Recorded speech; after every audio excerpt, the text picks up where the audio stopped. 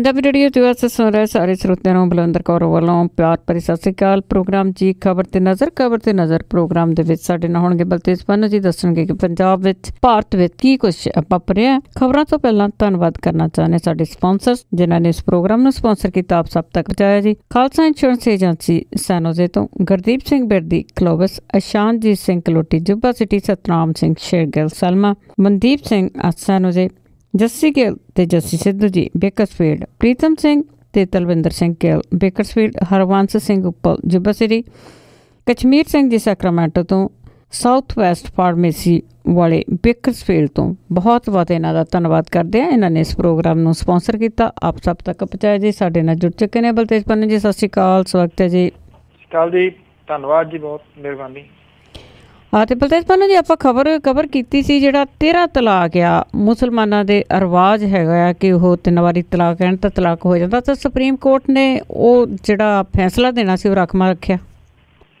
ਬਿਲਕੁਲ ਜੀ, ਇਹਦੇ ਉੱਤੇ ਬਹਿਸ ਜਿਹੜੀ ਹੈ ਜੀ ਉਹ ਮੁਕੰਮਲ ਹੋ ਚੁੱਕੀ ਹੋਈ ਆ ਸਾਰੀ, ਔਰ ਆਪਾਂ ਕਵਰ ਜਿਹੜਾ ਜੀ ਉਹ ਕਰਦੇ ਰਹੇ ਹਾਂ ਕਿ ਕਿਸ ਕਿਸਮ ਦੇ ਜਿਹੜੇ ਪੱਖ ਸੀਗੇ ਉਹ ਦੋਏ ਧਿਰਾਂ ਨੇ ਇਹਦੇ ਵਿੱਚ ਆਪੋ ਆਪਣੇ ਜਿਹੜੇ ਆ ਉਹ ਪੇਸ਼ ਕੀਤੇ ਆ।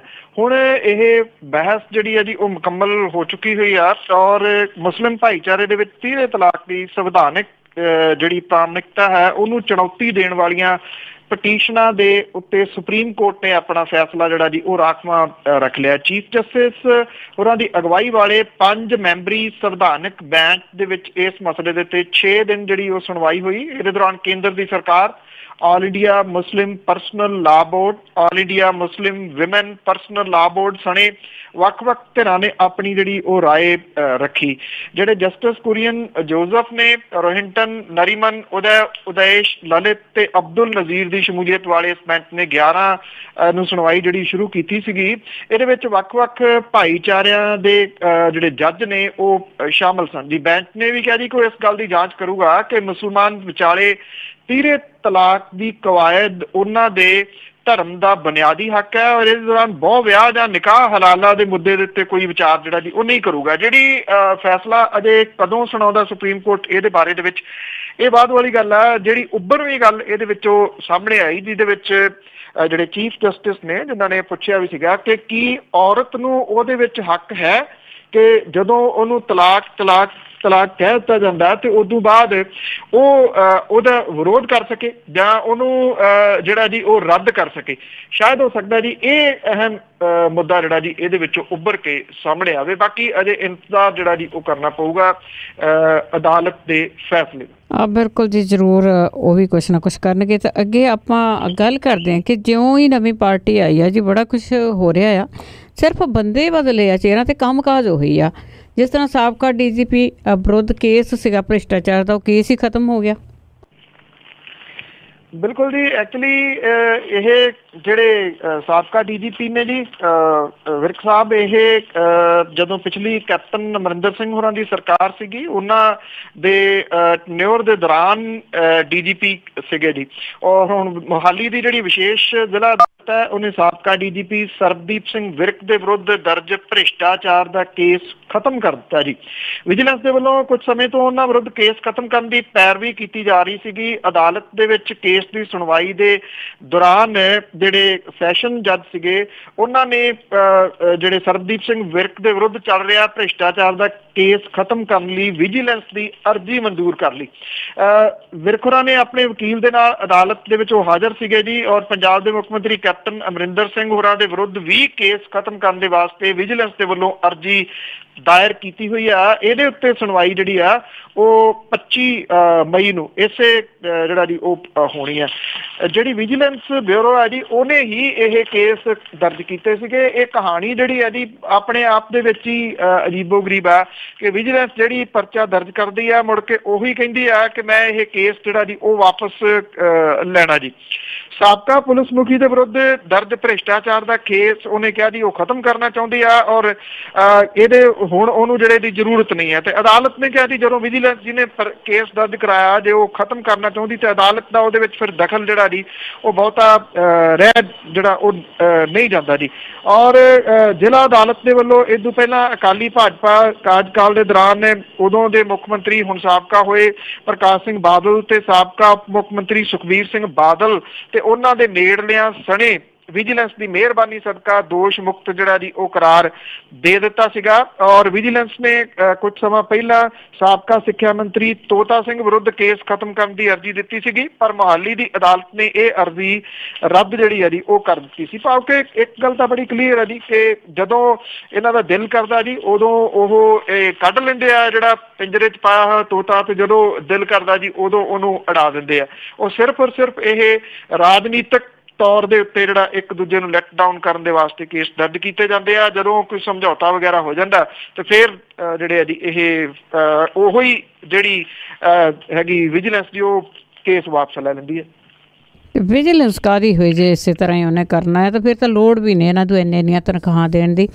ਅਤੇ ਅੱਗੇ ਆਪਾਂ ਗੱਲ ਕਰਦੇ ਹਾਂ ਜਿਹੜਾ ਲਖਨਊ ਪੁਲਿਸ ਨੇ ਨਾਲ ਖ਼ਬਰਾਂ ਵਾਲੀ ਸਾਂਝ ਪਾ ਕੇ ਗੁਰੂ ਬਣਿਆ ਸੀਗਾ, ਉਹ ਉਸ ਦੇ ਬਾਰੇ ਵਿੱਚ ਤੁਸੀਂ ਦੱਸੋ ਕਿ ਉਸ ਦਾ ਧੰਦਾ ਕਿਸ ਤਰ੍ਹਾਂ ਦਾ ਸੀ?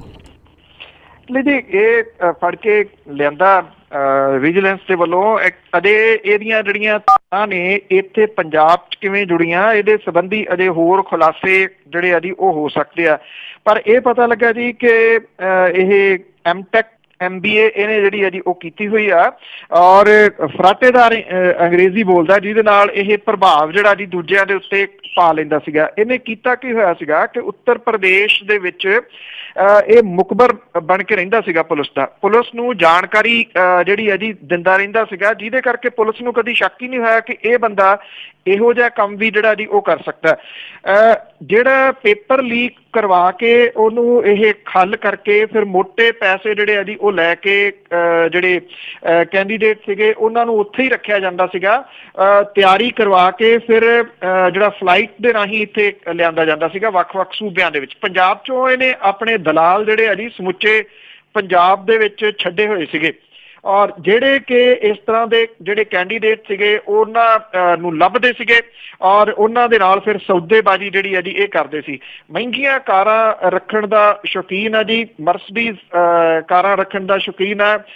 ਜਿੰਨੇ ਪੈਸੇ ਬਣਾਉਂਦਾ ਸੀਗਾ ਜੀ ਲਖਨਊ ਦੇ ਵਿੱਚ ਇਹਨੇ ਆਪਣੀ ਇੱਕ ਵੱਡੀ ਸਲਤਨਤ ਜਿਹੜੀ ਹੈ ਰੀਅਲ ਸਟੇਟ ਦੀ ਉਹ ਕਾਇਮ ਕੀਤੀ ਹੋਈ ਸੀ। ਰੀਅਲ ਸਟੇਟ ਦੇ ਵਿੱਚ ਬਹੁਤਾ ਜਿਹੜਾ ਜੀ ਇਹ ਪੈਸਾ ਲਾਉਂਦਾ ਸੀਗਾ। ਔਰ ਇਹ ਵੀ ਪਤਾ ਲੱਗਾ ਜੀ ਕਿ ਆਪ ਕਲੋਨੀਆਂ ਜਿਹੜੀਆਂ ਕੱਟ ਕੇ ਪਹਿਲਾਂ ਵੇਚਣੀਆਂ ਇਹਨੇ ਜਿਹੜੀਆਂ ਸ਼ੁਰੂ ਕੀਤੀਆਂ, ਬਹੁਤੀ ਕਮਾਈ ਇਹ ਉਹੀ ਆ ਜਿਹੜੀ ਕਿ ਇਹਨੇ ਇਸ ਪਾਸੇ ਤੋਂ ਜਿਹੜੀ ਲਿਆਂਦੀ ਹੈ। ਜਿਹੜਾ ਵਿਆਪਮ ਘੁਟਾਲਾ ਹੋਇਆ ਸੀਗਾ ਮੱਧ ਪ੍ਰਦੇਸ਼ ਦਾ, ਉਹਦੇ ਵਿੱਚ ਵੀ ਇਹਦੀਆਂ ਤਾਰਾਂ ਜਿਹੜੀਆਂ ਜੀ ਉਹ ਜੁੜ ਰਹੀਆਂ ਨੇ, ਕਿਉਂਕਿ ਉੱਥੋਂ ਦਾ ਇੱਕ ਕਥਿਤ ਦੋਸ਼ੀ ਜਿਹੜਾ ਜੀ ਬੇਦੀ ਰਾਮ, ਉਹਦੇ ਨਾਲ ਵੀ ਇਹਦੇ ਜਿਹੜੇ ਆ ਉਹ ਸੰਬੰਧ ਦੱਸੀਦੇ ਨੇ। ਵੈਸੇ ਅਸਲ ਦੇ ਵਿੱਚ ਵੇਖਣ ਵਾਲੀ ਗੱਲ ਜਿਹੜੀ ਇਹੀ ਰਹੂਗੀ ਕਿ ਪੰਜਾਬ ਦੇ ਵਿੱਚ ਇਹਨੇ ਆਪਣਾ ਜਿਹੜਾ ਜਾਲ ਸੀਗਾ ਉਹ ਕਿਹਦੇ ਰਾਹੀਂ ਫੈਲਾਇਆ, ਇਹ ਅਜੇ ਜਿਹੜੀ ਇਹਦੀ ਕਹਾਣੀ ਸਾਹਮਣੇ ਆਉਣੀ ਬਾਕੀ ਆ। ਉਂਝ ਵੈਸੇ ਇੰਨਾ ਹੈ ਕਿ ਜਦੋਂ ਇਹਦੀ ਗੱਲ ਤੁਰਦੀ ਸੀਗੀ ਤੇ ਉਦੋਂ ਇਹਦੀ ਜਿਹੜੀਆਂ ਤਾਰਾਂ ਸੀਗੀਆਂ ਜੀ ਉਹ ਮਾਲਵੇ ਦੇ ਵਿੱਚ ਜਾ ਜੁੜਦੀਆਂ ਸੀਗੀਆਂ ਇੱਕ ਅਹਿਮ ਬੰਦੇ ਦੇ ਨਾਲ। ਬਿਲਕੁਲ ਜੀ, ਤਾਂ ਆ ਜੇ ਉਹ ਬੰਦਾ ਵੀ ਸਾਹਮਣੇ ਆਵੇ, ਬਹੁਤਾ ਕੁਛ ਮਾਲਵੇ ਦੇ ਵਿੱਚ ਹੀ ਹੁੰਦਾ ਸੀਗਾ। ਅਤੇ ਅੱਗੇ ਆਪਾਂ ਭਰਤੀ ਵਾਲੀਆਂ ਜੇ ਫਾਈਲਾਂ ਦੀ ਗੱਲ ਕਰੀਏ, ਉਹ ਮਿਲ ਤੇ ਗਈਆਂ ਪਰ ਉਹਨਾਂ ਦੇ ਨਾਲ ਮਾਮਲਾ ਬਹੁਤ ਪੇਚੀਦਾ ਹੋ ਗਿਆ। ਐਕਚੁਅਲੀ ਇਹ ਪੰਜਾਬ ਸਰਕਾਰ ਦੇ ਵੱਲੋਂ 35 ਫਾਈਲਾਂ ਜਿਹੜੀਆਂ ਜੀ ਇਹ ਗਵਾਚ ਗਈਆਂ ਸੀਗੀਆਂ ਬੜੇ ਅਜੀਬੋ ਗਰੀਬ ਤਰੀਕੇ ਦੇ ਨਾਲ, ਔਰ ਇਹਦੇ ਵਿੱਚੋਂ 1.5 ਦਰਜਨ ਫਾਈਲਾਂ ਜਿਹੜੀਆਂ ਜੀ ਉਹ ਮਿਲ ਗਈਆਂ। ਅੱਛਾ, ਮਿਲਣੀਆਂ ਜਿਹੜੀਆਂ ਜੀ ਇਹ ਖਬਰ ਚਲੋ ਏਡੀ ਨਾ ਹੁੰਦੀ ਜਿੰਨਾ ਰੌਲਾ ਰੱਪਾ ਇਹਨਾਂ ਦੇ ਮਿਲਣ ਦੇ ਨਾਲ ਪੈ ਗਿਆ, ਔਰ ਖਾਸ ਤੌਰ ਦੇ ਉੱਤੇ ਪ੍ਰਸ਼ਾਸਨਿਕ ਜਿਹੜੇ ਹਲਕੇ ਨੇ ਉਹਨਾਂ ਦੇ ਵਿੱਚ ਬੜੀ ਵੱਡੀ ਹਿੱਲ-ਜੁਲ ਜਿਹੜੀ ਆ ਜੀ ਉਹ ਹੋ ਰਹੀ ਆ। ਸਰਕਾਰ ਨੇ ਫਾਈਲਾਂ ਲਾਪਤਾ ਹੋਣ ਤੇ ਲੱਭਣ ਦੀ ਜ਼ਿੰਮੇਵਾਰੀ ਤੈਅ ਕਰਨ ਦੇ ਹੁਕਮ ਜਾਰੀ ਕੀਤੇ ਨੇ। ਦੂਜੇ ਪਾਸੇ ਇਹ ਕੋਈ ਜਵਾਬ ਦੇਣ ਦੇ ਵਾਸਤੇ ਤਿਆਰ ਨਿਗਾ ਕਿ ਫਾਈਲਾਂ ਗਵਾਚਣ ਸੰਬੰਧੀ ਜਿਹੜੇ ਅਧਿਕਾਰੀ ਨੂੰ ਜੇਲ੍ਹ 'ਚ ਰਹਿਣਾ ਪਿਆ, ਮਾਨਸਿਕ ਤਸੀਹੇ ਝੱਲਣੇ ਪਏ, ਉਸ ਵਿਚਾਰੇ ਦਾ ਕਸੂਰ ਕੀ ਸੀਗਾ ਜੀ। 2011 ਦੇ ਵਿੱਚ ਪੰਜਾਬ ਸਿਵਲ ਸੈਕਟਰੀਏਟ ਦੀ ਪਰਸੋਨਲ ਬ੍ਰਾਂਚ ਨੇ IAS ਤੇ PCS ਅਧਿਕਾਰੀਆਂ ਦੀਆਂ ਫਾਈਲਾਂ ਮਿੰਨੀ ਸੈਕਟਰੀਏਟ ਭੇਜੀਆਂ ਸੀ। 1 ਸਾਲ ਤੱਕ ਇਹਨਾਂ ਫਾਈਲਾਂ ਦੇ ਸਿਰੇ ਨਾ ਅਪੜਨ ਬਾਰੇ ਕਾਰਵਾਈ ਸ਼ੁਰੂ ਹੋਈ ਤਾਂ ਉਦੋਂ ਇਹ ਪਤਾ ਲੱਗਿਆ ਜੀ ਕਿ ਇਹਨਾਂ ਫਾਈਲਾਂ ਨੂੰ ਅਧੀਨ ਸਕੱਤਰ ਯੋਗਰਾਜ ਸ਼ਰਮਾ ਨੇ ਅਗਲੀ ਕਾਰਵਾਈ ਲਈ ਭੇਜਣਾ ਸੀਗਾ।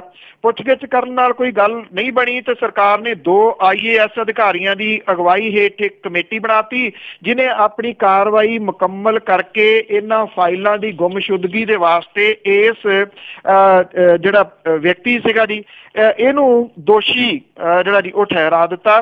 ਜਿਹੜਾ ਸਕੱਤਰ ਯੋਗਰਾਜ ਸ਼ਰਮਾ ਸੀਗਾ ਇਹਦੀ ਗ੍ਰਿਫਤਾਰੀ ਹੋ ਗਈ ਜੀ, ਔਰ ਗ੍ਰਿਫਤਾਰੀ ਹੋਣ ਤੋਂ ਬਾਅਦ ਇਹਨੂੰ ਜੇਲ੍ਹ ਦੇ ਵਿੱਚ ਜਿਹੜਾ ਉਹ ਰਹਿਣਾ ਪਿਆ। ਔਰ ਇਹਦੇ ਬੇਟੇ ਦਾ ਵਿਆਹ ਹੋਇਆ। ਦੋਨਾਂ ਵਿਆਹਾਂ ਦੇ ਉੱਤੇ ਇਹ ਪਹੁੰਚ ਨਹੀਂ ਸਕਿਆ। ਉਸ ਦੀ ਪਤਨੀ ਜਿਹੜੀ ਸੀ ਉਹ ਘਰ ਸੰਭਾਲਦੀ ਰਹੀ ਤੇ 6 ਸਾਲ ਅਥਰੂ ਜਿਹੜੇ ਆ ਜੀ ਉਹ ਘੇਰਦੀ ਰਹੀ। ਹੈਰਾਨੀ ਵਾਲੀ ਗੱਲ ਜਿਹੜੀ ਜੀ ਇਹਦੇ ਵਿੱਚ ਇਹ ਰਹੀ ਕਿ ਇਹਨੂੰ ਦੋਸ਼ੀ ਵੀ ਜਿਹੜਾ ਸੀਗਾ ਜੀ ਉਹ ਠਹਿਰਾ ਦਿੱਤਾ ਗਿਆ।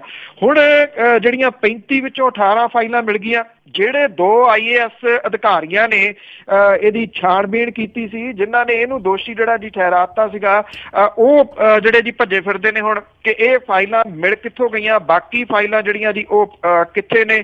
ਕਿਸੇ ਨੂੰ ਪੁੱਛਿਆ ਤੱਕ ਨਹੀਂ ਗਿਆ। ਇੱਕ ਬੰਦੇ ਨੂੰ ਜਿਹੜਾ ਸੀਗਾ ਜੀ ਉਹ ਟੰਗ ਦਿੱਤਾ ਗਿਆ ਔਰ ਉਹਨੇ ਜਿਹੜੀ ਸਜ਼ਾ ਭੁਗਤੀ, ਜਿਹੜਾ ਉਹਦੇ ਪਰਿਵਾਰ ਨੇ ਜਿਹੜੀ ਉਹ ਸਜ਼ਾ ਭੁਗਤੀ, ਉਹਦੇ ਬਾਰੇ ਕੋਈ ਮੂੰਹ ਖੋਲਣ ਦੇ ਵਾਸਤੇ ਤਿਆਰ ਨਹੀਂ ਹੈ।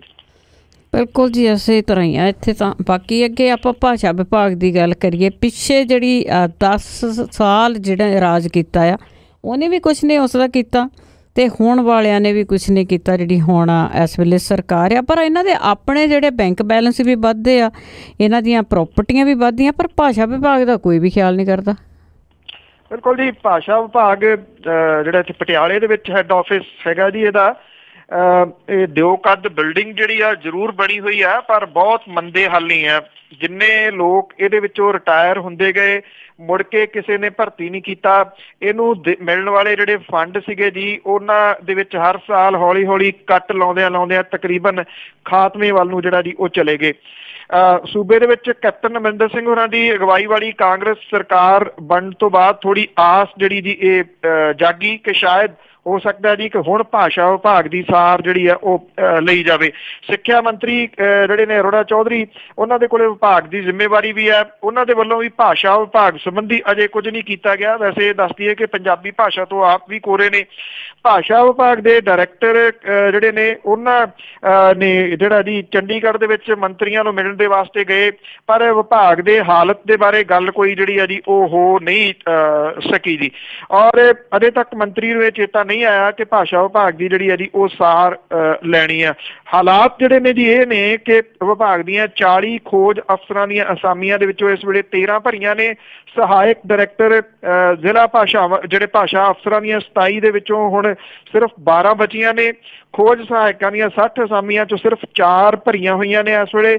ਡਿਪਟੀ ਡਾਇਰੈਕਟਰ ਦੀਆਂ ਅੱਧੀ ਦਰਜਨ ਅਸਾਮੀਆਂ ਦੇ ਵਿੱਚੋਂ ਅੱਧੀਆਂ ਖਾਲੀ ਨੇ। ਜੁਆਇੰਟ ਡਾਇਰੈਕਟਰਾਂ ਦੇ ਵਿੱਚੋਂ 2 ਦੇ ਵਿੱਚੋਂ 1 ਬਚੀ ਹੈ। ਵਧੀਕ ਡਾਇਰੈਕਟਰ ਦੀ ਅਸਾਮੀ ਦਾ ਭੋਗ ਪਏ ਨੂੰ ਲੰਮਾ ਸਮਾਂ ਹੋ ਗਿਆ ਜੀ। ਵਿਭਾਗ ਦੇ ਕਰੀਬ ਸਾਰੇ ਵਿਕਾਸ ਪ੍ਰੋਜੈਕਟ ਮੂਧੇ ਮੂੰਹ ਪਏ ਨੇ।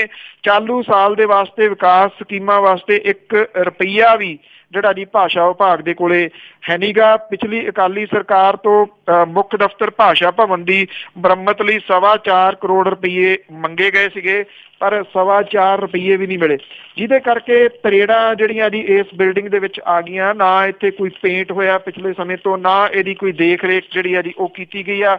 ਸ਼ੇਰਾਂਵਾਲਾ ਗੇਟ ਦੇ ਵਿੱਚ ਨੇੜੇ ਜਿਹੜਾ ਜੀ ਸਥਿਤ ਇਸ ਬਿਲਡਿੰਗ ਤੋਂ ਕਿਸੇ ਸਮੇਂ ਲੰਘੋ ਤੇ ਉੱਥੇ ਜਿੱਦਾਂ ਘਾਹ ਹੋਇਆ ਪਿਆ, ਲੱਗਦਾ ਨਹੀਂ ਇਹ ਭਾਸ਼ਾ ਵਿਭਾਗ ਆ, ਉਹ ਲੱਗਦਾ ਜੀ ਕਿਸੇ ਜੰਗਲ ਦੇ ਵਿੱਚੋਂ ਜਿਹੜਾ ਤੁਸੀਂ ਲੰਘ ਰਹੇ ਹੋ। ਇਹ ਭਾਸ਼ਾ ਵਿਭਾਗ ਦੀ ਬਿਲਡਿੰਗ ਦਾ ਹਾਲ ਹੈ। ਪੰਜਾਬ ਸੂਬੇ ਦਾ ਜਿਹੜੀ ਬੋਲੀ ਜਿਹੜੀ ਹੈ ਜੀ ਉਹ ਪੰਜਾਬੀ ਹੈ। ਬਿਲਕੁਲ ਜੀ, ਭਾਸ਼ਾ ਦਾ ਤੇ ਹੋਰ ਸਿੱਖਿਆ ਦਾ ਤਾਂ ਇਹਨਾਂ ਨੇ ਸੱਤਿਆਨਾਸ਼ ਕਰਕੇ ਦਿੱਤਾ। ਤੇ ਅੱਗੇ ਆਪਾਂ ਕੋਲਿਆਂ ਵਾਲੀ ਦੀ ਜੇ ਗੱਲ ਕਰੀਏ, ਜਿਹੜਾ ਜਥੇਦਾਰ ਸੀਗਾ ਤੇ ਉਸ ਦੀ ਚੜ੍ਹਤ ਉਸੇ ਤਰ੍ਹਾਂ ਆ, ਬਿਨਾਂ ਪਰਮਿਸ਼ਨ ਦੇ ਹੀ ਉਸ ਦੇ ਖੇਤਾਂ ਦੇ ਵਿੱਚ ਪਾਈਪਾਂ ਪੈ ਰਹੀਆਂ। ਬਿਲਕੁਲ ਜੀ, ਬਾਦਲਾਂ ਦਾ ਨੇੜਲਾ ਆਗੂ ਤੇ ਜਿਵੇਂ ਕਿਹਾ ਜਾਂਦਾ ਜੀ ਬਾਦਲਾਂ ਦਾ ਸੰਕਟ ਮੋਚਕ ਜਿਹੜਾ ਕਿ ਜਦੋਂ ਰੌਲਾ ਪੈਂਦਾ ਸੀਗਾ, ਕਿਤੇ ਨਹੀਂ ਸੀ ਕੰਮ ਸੂਤ ਆਉਂਦਾ, ਤੇ ਫਿਰ ਕੋਲਿਆਂ ਵਾਲੀ ਨੂੰ ਜਿਹੜਾ ਜੀ ਉਹ ਯਾਦ ਕੀਤਾ ਜਾਂਦਾ ਸੀਗਾ। ਇਹ ਕਿਹਾ ਜਾਂਦਾ ਜੀ ਕਿ ਦਿਆਲ ਸਿੰਘ ਕੋਲਿਆਂ ਵਾਲੀ ਇਸ ਏਰੀਏ ਦਾ ਮੁੱਖ ਮੰਤਰੀ ਸੀਗਾ, ਇਸ ਇਲਾਕੇ ਦਾ, ਇਹਨਾਂ 2-3 ਜ਼ਿਲ੍ਹਿਆਂ ਦਾ। 10 ਸਾਲ ਰਾਜ ਕੀਤਾ ਜੀ ਅਕਾਲੀਆਂ ਨੇ, ਔਰ ਅੱਜ ਵੀ ਕੋਲਿਆਂ ਵਾਲੀ ਦੀ ਜਿਹੜੀ ਹੈ ਜੀ ਉਹ ਤੂਤੀ ਇਸ ਏਰੀਏ ਦੇ ਵਿੱਚ ਬੋਲਦੀ। ਆਪਾਂ ਕੱਲ ਵੀ ਗੱਲ ਸਾਂਝੀ ਕੀਤੀ ਸੀ ਕਿ ਜਿਨ੍ਹਾਂ ਨੇ ਹੋਰਡਿੰਗਸ ਲਾਏ ਸੀਗੇ ਕਿ ਸਮਾਂ ਆਉਣ ਤੇ ਹਿਸਾਬ ਲਵਾਂਗੇ, ਉਹਨਾਂ ਕਾਂਗਰਸੀਆਂ ਨੇ ਵੀ ਹੋਰਡਿੰਗ ਜਿਹੜੇ ਆ ਜੀ ਉਹ ਲਾ ਕੇ ਆਪਣੇ ਅੰਦਰ ਹੀ ਰੱਖ ਲਏ ਆ ਕਿ ਐਵੇਂ ਉਹਨਾਂ ਦੇ ਉੱਤੇ ਉਲਟਾ ਜਿਹੜਾ ਇਹ ਨਾ ਪੈਂਦਾ ਹੋਵੇ। ਦਿਆਲ ਸਿੰਘ ਕੋਲਿਆਂ ਵਾਲੀ ਦਾ ਜਾਹੋ ਜਲਾਲ ਜਿਹੜਾ ਜੀ ਉਹ ਮੌਜੂਦਾ ਸਰਕਾਰ ਦੇ ਵਿੱਚ ਵੀ ਕਾਇਮ ਹੈ। ਉਹਦੇ ਕੋਲਿਆਂ ਵਾਲੀ ਦੇ ਖੇਤਾਂ ਤੱਕ ਨਹਿਰੀ ਪਾਣੀ ਪਹੁੰਚਾਉਣ ਦੇ ਵਾਸਤੇ ਭੂਮੀ ਤੇ ਜਲ ਸੰਭਾਲ ਵਿਭਾਗ ਦੇ ਵੱਲੋਂ ਜੰਗਲਾਤ ਵਿਭਾਗ ਦੀ ਜ਼ਮੀਨ 'ਚ ਤੇਜ਼ੀ ਦੇ ਨਾਲ 2-2 ਫੁੱਟ ਚੌੜੀਆਂ ਜਿਹੜੀਆਂ ਜ਼ਮੀਨ ਹੇਠ ਪਾਈਪਾਂ ਪਾਈਆਂ ਜਾ ਰਹੀਆਂ ਨੇ। ਇਹਦੀ ਜੰਗਲਾਤ ਵਿਭਾਗ ਤੋਂ ਕੋਈ ਮਨਜ਼ੂਰੀ ਨਹੀਂ ਲਈ ਗਈ। ਇਹ ਪ੍ਰੋਜੈਕਟ ਜਿਹੜਾ ਜੀ ਮਲੋਟ ਲਾਲਗੜ੍ਹ ਡਿਫੈਂਸ ਸੜਕ ਨੇੜੇ ਚੱਲ ਰਿਹਾ। ਭੂਮੀ ਤੇ ਜਲ ਸੰਭਾਲ ਵਿਭਾਗ ਦਾ ਅਮਲਾ ਬਿਨਾਂ ਲੋੜੀਂਦੀ ਮਨਜ਼ੂਰੀ ਦੇ 3450 ਮੀਟਰ ਲੰਮਾ ਪ੍ਰੋਜੈਕਟ ਚੁੱਪ ਚਪੀਤੇ ਪੂਰਾ ਕਰਵਾਉਣ ਦੇ ਚੱਕਰ 'ਚ ਹੈ। ਡਿਫੈਂਸ ਸੜਕ ਤੇ ਜਿਹੜਾ ਜੀ ਨਿਹੰਗ ਤਰਲੋਕ ਸਿੰਘ ਦੇ ਘਰ ਦੇ ਅੱਗੇ 100 ਫੁੱਟ ਲੰਮੀ ਜ਼ਮੀਨ ਦੇ ਥੱਲੇ ਪਾਈਪ ਪਾਈ ਜਾ ਚੁੱਕੀ ਆ। ਨਿਯਮਾਂ ਦੇ ਮੁਤਾਬਕ ਜੰਗਲਾਤ ਵਿਭਾਗ ਦੀ ਜ਼ਮੀਨ ਵਰਤਣ ਦੀ 4 ਲੱਖ ਰੁਪਏ ਪ੍ਰਤੀ ਏਕੜ ਸਰਕਾਰੀ ਫੀਸ ਹੈ, ਔਰ ਇਸ ਪ੍ਰੋਜੈਕਟ ਨੂੰ ਅਮਲੀ ਰੂਪ ਦੇਣ ਦੇ ਵਾਸਤੇ ਮਲੋਟ ਲਾਲਗੜ੍ਹ ਡਿਫੈਂਸ ਸੜਕ ਥੱਲਿਓਂ ਪਾਈਪ ਲਗਾਈ ਜਾਣੀ ਹੈ। ਇਹਦੀ ਮਨਜ਼ੂਰੀ ਦਾ ਕੋਈ ਅਤਾ ਪਤਾ ਜਿਹੜਾ ਜੀ ਉਹ ਨਹੀਂ ਹੈ।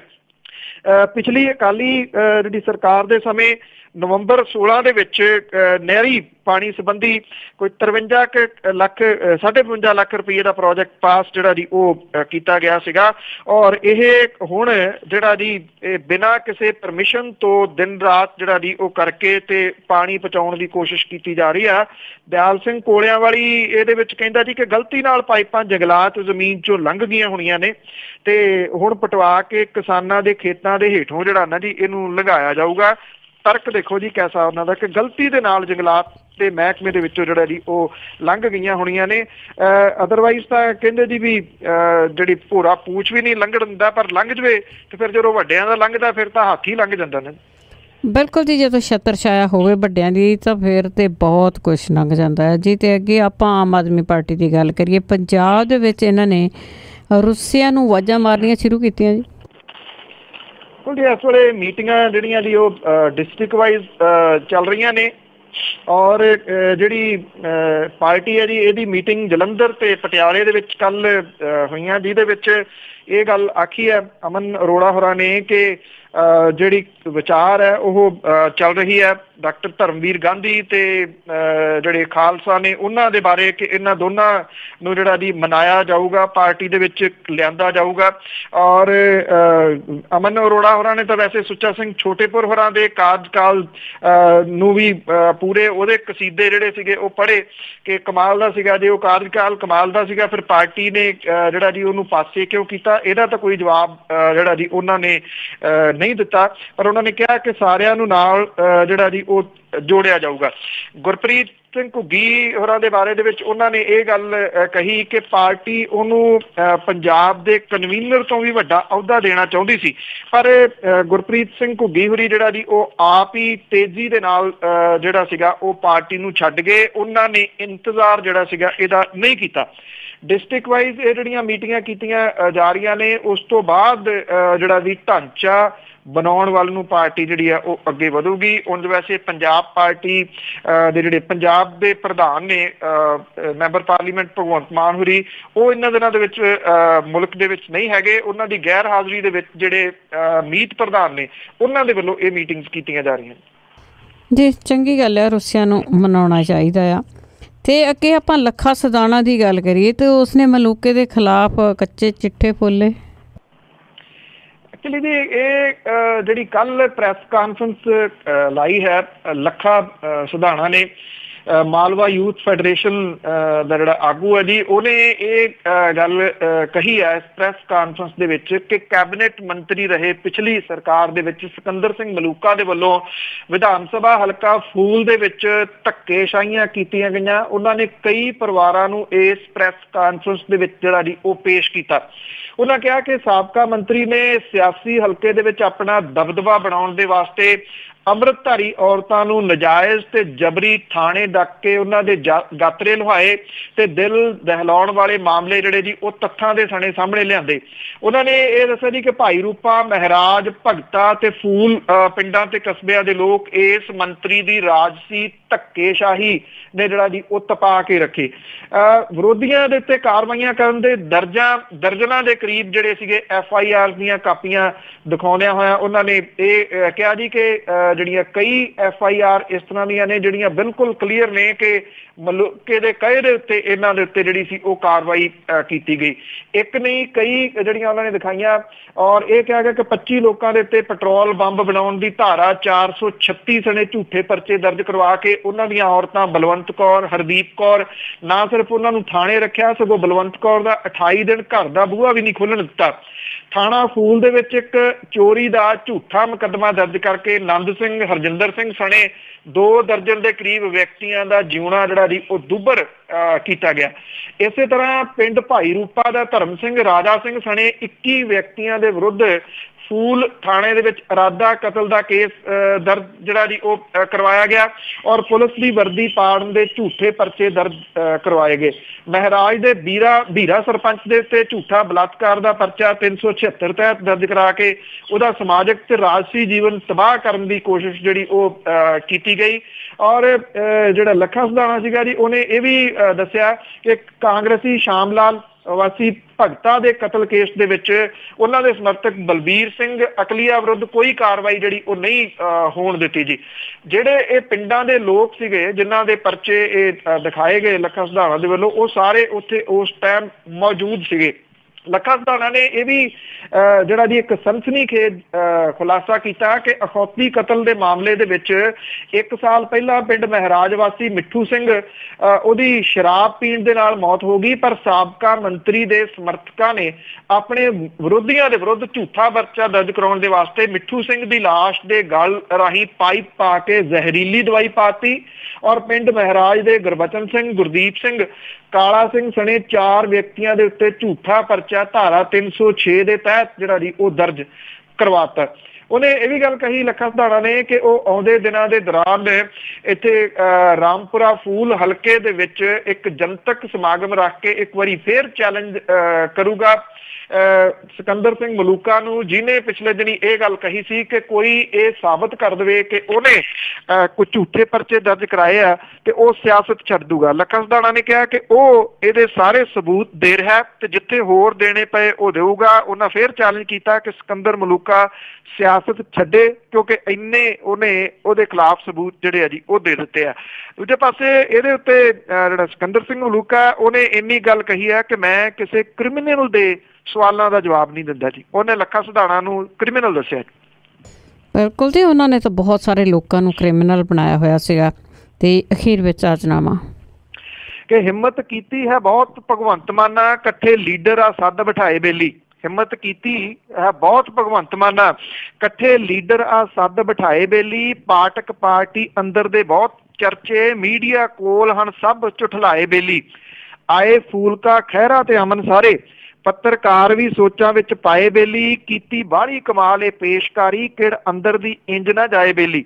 ਕੀਤੀ ਇੰਨੀ ਕੁ ਖੇਚਲ ਤਾਂ ਠੀਕ ਲੱਗਦੀ, ਅਗਲੇ ਕਦਮ ਉੱਤੇ ਸਭ ਦੀ ਅੱਖ ਬੇਲੀ। ਕੀਤੀ ਇੰਨੀ ਕੁ ਖੇਚਲ ਤਾਂ ਠੀਕ ਲੱਗਦੀ, ਅਗਲੇ ਕਦਮ ਉੱਤੇ ਸਭ ਦੀ ਅੱਖ ਬੇਲੀ। ਪੈਣਾ ਰੱਖਣਾ ਕਾਇਮ ਸਨਮਾਨ ਸਭ ਦਾ, ਮਿਰਚਾਂ ਮਿੱਠੀਆਂ ਰੱਖ ਕੇ ਵੱਖ ਬੇਲੀ।